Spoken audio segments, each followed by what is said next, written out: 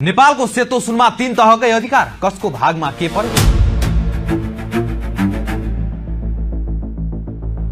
नेपालको जलविद्युत र समग्र जल स्रोत क्षेत्रलाई नै पुरै बदल्ने गरी सरकारले एउटा ठूलो र नयाँ कानूनी फड्को मार्ने तयारी गरेको छ।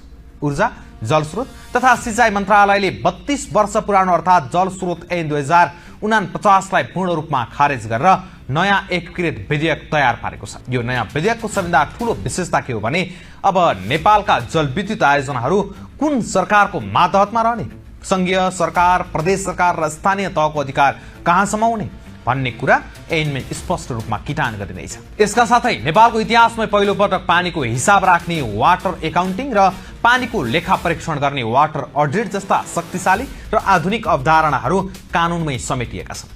आखिर यो नयाँ व्यवस्थाले जलविद्युत क्षेत्रमा कस्तो हलचल ल्याउनेछ? स्थानीय तहले कति मेगावाटसम्मको अनुमति बाँड्न पाउनेछन् र भूमिगत पानीको अत्याधिक दोहन गर्नेहरूलाई सरकारले कसरी कस्दैछ? आजको यस विशेष भिडियोमा हामी यस नयाँ विधेयकका प्रत्येक मुद्दाको चिरफार गर्नेछौँ।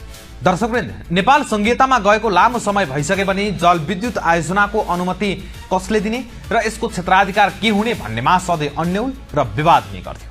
तर अब ऊर्जा मन्त्रालयले तयार पारेको प्रस्तावित कानूनले यो विवादलाई सधैँका लागि अन्त्य गर्ने प्रयास गरेको छ। नयाँ विधेयक अनुसार 3 तहका सरकारको क्षेत्राधिकार विभाजन गरिएको छ। संघीय सरकार अर्थात् नेपाल सरकार, केन्द्र सरकारसँग अब मुख्य 3वटा मात्रै क्षेत्राधिकार रहनेछन्। पहिलो, 2 वा 2 भन्दा बढी प्रदेशको सिमानामा पर्ने जलविद्युत उत्पादन आयोजनाहरू संघको मातहतमा रहनेछन्। दोस्रो, प्रदेश र स्थानीय तहको अधिकार क्षेत्रभित्र नपर्ने ठूला आयोजनाहरू संघकै मातहतमा हुनेछन्। र तेस्रो, विद्युत व्यापारको एकलौटी अधिकार पनि संघीय सरकारसँगै सुरक्षित रहनेछ। प्रदेश सरकारलाई मध्यम खालका आयोजनाहरूको जिम्मेवारी दिइएको छ। अब 5 मेगावाट भन्दा बढी र 25 मेगावाटसम्म जडित क्षमता भएका जलविद्युत आयोजनाहरूको सम्पूर्ण क्षेत्राधिकार प्रदेश सरकारसँग रहनेछ। यसका साथै 2 वा 2 भन्दा बढी स्थानीय तहको सिमानामा पर्ने 5 मेगावाटसम्मका आयोजनाहरू पनि प्रदेश सरकारकै मातहतमा रहनेछन्। स्थानीय तह अर्थात् गाउँपालिका र नगरपालिका। स्थानीय सरकारलाई तल्लो स्तरमै बलियो बनाउने उद्देश्यले 5 मेगावाटसम्म जडित क्षमता भएका विद्युत उत्पादन आयोजनाहरूको पूर्ण अधिकार क्षेत्र स्थानीय तहलाई प्रत्यायोजन गर्न लागि छ।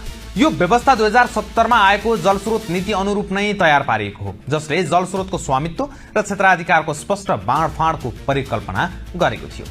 अब कुरा गरौँ जलविद्युत वा जलस्रोत उपयोगको अनुमति पत्र कसरी पाइन्छ त? नयाँ विधेयक अनुसार संघ, प्रदेश र स्थानीय तहले आफ्नो क्षेत्राधिकार भित्र रहेर जलस्रोतको उपयोग गर्न र कानून अनुसार उपयोगका लागि अनुमति दिन सक्नेछन्। तर यहाँ एउटा निकै महत्त्वपूर्ण र कडा नियम थपिएको छ। तिनै तहका सरकार वा त्यस अन्तर्गतका